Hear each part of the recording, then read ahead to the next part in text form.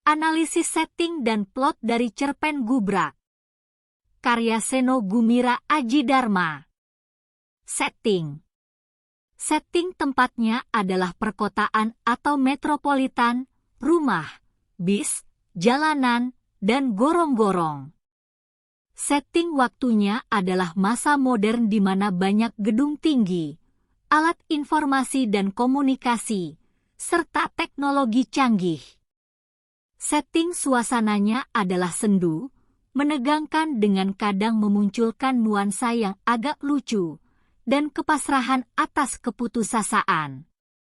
Setting sosialnya adalah tentang situasi sosial berupa bagaimana orang-orang di dunia terpukau, tersihir, terbutakan oleh kecantikan yang akan mengakibatkan kemalangan.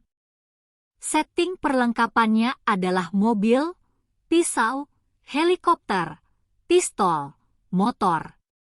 Setting di sini berperan sebagai antagonis, yaitu tidak ada tokoh antagonis.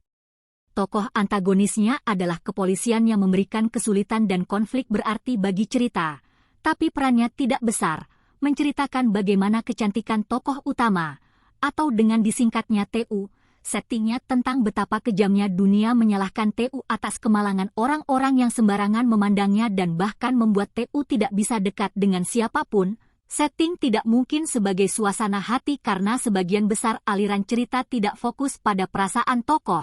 Setting bukanlah sebagai visi karena tidak menunjukkan arah cerita ke tujuan memotivasi pembaca.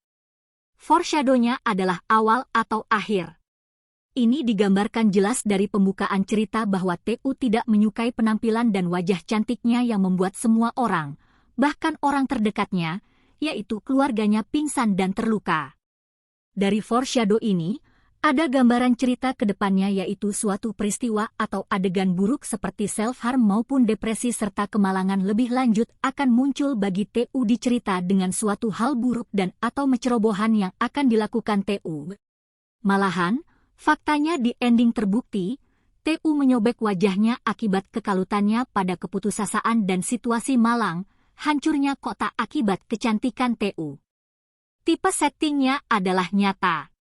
Setting di cerita dibuat dengan referensi nyata situasional dari dunia dan dibuat situasi, jika saja ada kecantikan yang bisa mendatangkan bencana berada di sana. Penilaian terhadap setting. Setting dan tokoh bisa memunculkan plot dengan baik dan dieksekusi dengan baik. Tapi sayangnya setting psikologis pada TU kurang matang akibat penokohan TU di tengah cerita, terutama pada bagian dialog TU yang tidak suka terhadap perkataan kepala polisi. Dialog TU di sana terlihat kurang menghayati dan seperti hampir keluar dari setting psikologis TU di awal dan ending. Tapi di luar itu, setting psikologis polisi dan tokoh-tokoh lain sangat matang. Plot. Tipe plotnya adalah kisah situasional. Kisah situasional ini tentang jika saja ada kecantikan yang bahkan bisa mendatangkan bencana ada di kota atau dunia ini. Penceritaan ceritanya dinamis. Komponen ceritanya muncul dan dieksekusi dengan baik dan tidak sia-sia.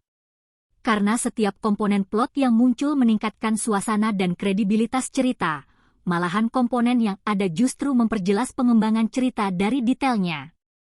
Plotnya bertipe lurus. Plot yang ada di cerita disusun dengan rapi sesuai susunan kerangka plot dinamis dari awal cerita. Pembukaan tentang wanita yang sangat cantik sampai-sampai membuat setiap orang yang melihatnya akan langsung pingsan, tidak terkecuali keluarganya. Bahkan dia selalu melewati jalur yang sama sepanjang hidupnya.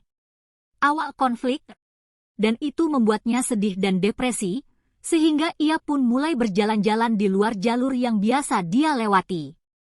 Konflik, hasilnya justru bencana. Orang-orang pingsan, kecelakaan lalu lintas terjadi di mana-mana. Klimaks, orang terluka dan mati, jutaan orang pingsan di penjuru negeri secara nasional, penjarahan terjadi dan orang-orang pingsan itu jadi korbannya. Kekacauan dan kebakaran terjadi membuat kota menjadi lautan api. Penyelesaian.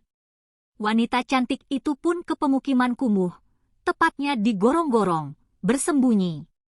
Dia merobek wajah cantik pembawa kemalangan miliknya.